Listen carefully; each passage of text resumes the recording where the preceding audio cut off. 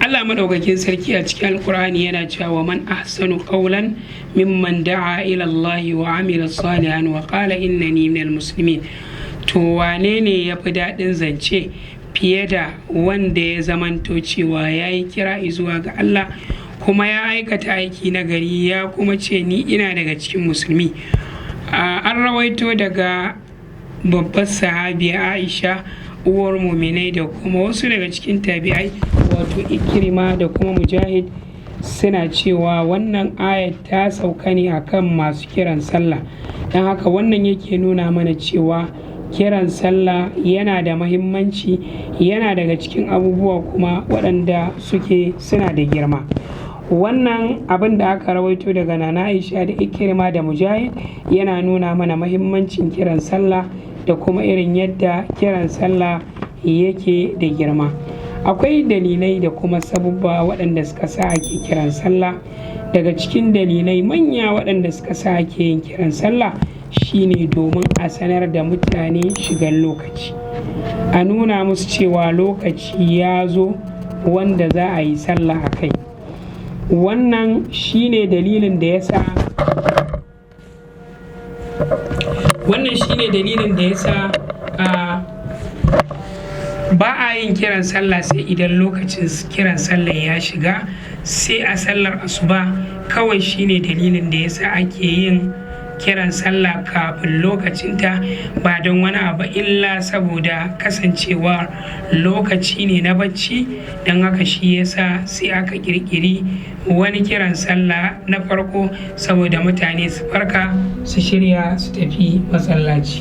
Masu mu da masu kallon mu kada a manta muna nan muna yin bayani ne akan manufofin shari'ar addinin musulunci waɗanda Allah subhanahu wa ta'ala ya nufata a cikin hukunce-hukunce waɗanda ya yi nufi. Sanin waɗannan manufofi zai sa mutum ya samu karsashi lokacin da zai aikata abin da Allah subhanahu wa ta'ala ya umarce shi, ko kuma zai bar abin da Allah subhanahu wa ta'ala ya hana shi. Saboda duk lokacin da ya zamanto cewa zai aikata wani abu, to in yana tuno Allah subhanahu wa ta'ala, yana tuno abin da Allah maɗaukakin sarki ya yi umarni da kuma hikimar da ta sa ya yi umarni da hakan, wannan zai sa abin ya masa sauƙi a cikin zuciyarsa. Masu mu da masu kallon mu, abu na gaba wanda za mu yi magana a kan shi shine manufofin da suka sa Allah maɗaukakin sarki ya shar'anta sallah.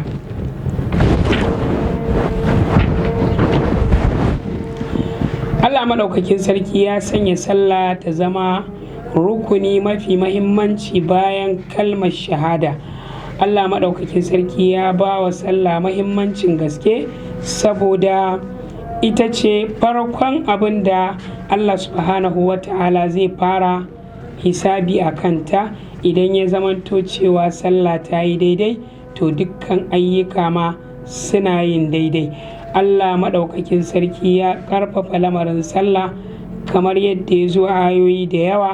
Allah yana cewa a cikin suratul baqara, ya ayyuhallazina amanu ista'inu bis sabri was sala, ya ku waɗanda kuka yi imani ku dinga neman taimako bis sabri was sala, ku dinga neman taimako da haƙuri da kuma sallah.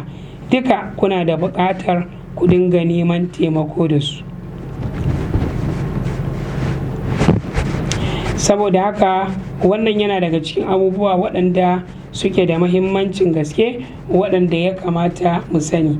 Saboda haka Allah maɗaukakin sarki ya girmama al'amarin sallah, ya kuma ƙarfafa ta a cikin alƙur'ani a gurare da yawa. Za ka ji Allah subhanahu wa ta'ala yana cewa wa aqimus salata. Saboda girman sallah shi yasa Allah subhanahu wa ta'ala in ya tashi baya cewa da kuma aikata sallah, sai dai ya ce da kuma tsayar da sallah. Saboda ita sallah tsayar da ita ake bukata a yi, ba wai ya zamanto cewa kawai mutum ya yi ta ya harba ta ba. In mutum ya yi ta yadda ya ga dama, to zai samu lada ne gwargwadon abin da ya hankalta, kamar yadda ya zo a cikin hadisi annabi sallallahu alaihi wasallam yana cewa akwai wanda zai yi sallah ba abin da zai samu a sallarsa sai 1/9, akwai wanda zai yi sallah ba abin da zai samu a sallarsa sai 1/10, wani ya samu 1/5, wani ya samu 1/6. wannan ya sa magabata na gari za ka gansu suna natsuwa a cikin sallarsu tana da daraja, ba kuma wani abu wanda ya fi musu muhimmanci a cikin sallarsu. Akwai manufofi da yawa da Allah subhanahu wa ta'ala ya shar'anta sallah saboda su. Abu na farko shine tsayar da ambatan Allah subhanahu wa ta'ala. An shar'anta sallah ne domin ya zamanto cewa an tsayar da ambatan Allah subhanahu wa ta'ala. Wannan yasa duk wani aiki da za ka yi a sallah to sai ka ambaci Allah. Kaga farko in za ka shiga sallar za ka ce Allahu akbar. In ka zo a cikin fatiha nan ma za ka samu cewa akwai a sunayen Allah da za ka ambata lokacin da za ka karanta fatiha. Alhamdulillahi rabbil alamin ar-rahmanir rahim. Sannan idan ka tafi ruku'u nan ma za ka ambaci sunan Allah, subhana rabbiyal azim. Idan ka je sujjada nan ma za ka ambaci sunan Allah, subhana rabbiyal a'la. Sannan idan ka taso daga sujjada, saboda Abdurrahman bin Nasir Sa'adi yake cewa lallai yana daga cikin abubuwa masu muhimmancin gaske da ya kamata ka sani shine babban dalilin da yasa aka ce a yi sallah shine tsayar da ambatan Allah subhanahu wa ta'ala da kuma komawa zuwa gare shi da kuma tabbatar da abin da Allah subhanahu wa ta'ala yake so. Masu sauraron mu da masu kallon mu gashi ne bayani game da manufofin da suka sa Allah maɗaukakin sarki ya shar'anta sallah, to amma gashi lokaci yana nema ya halarsa.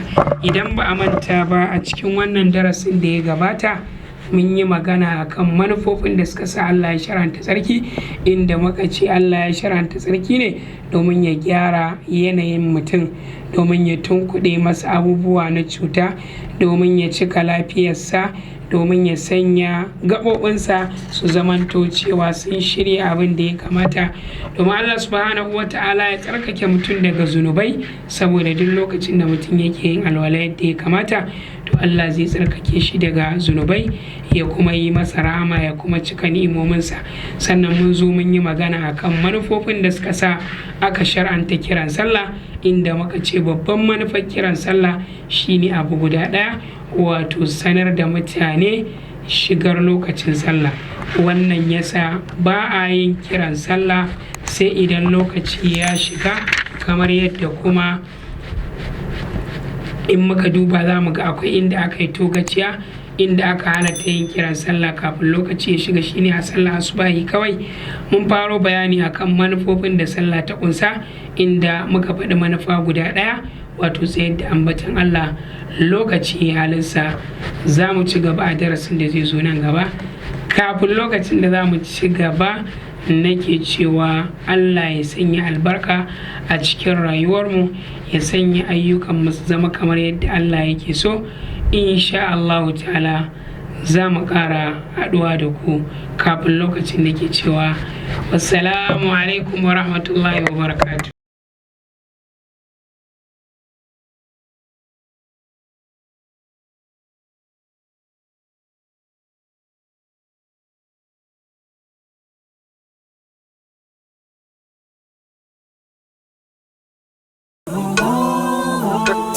Take a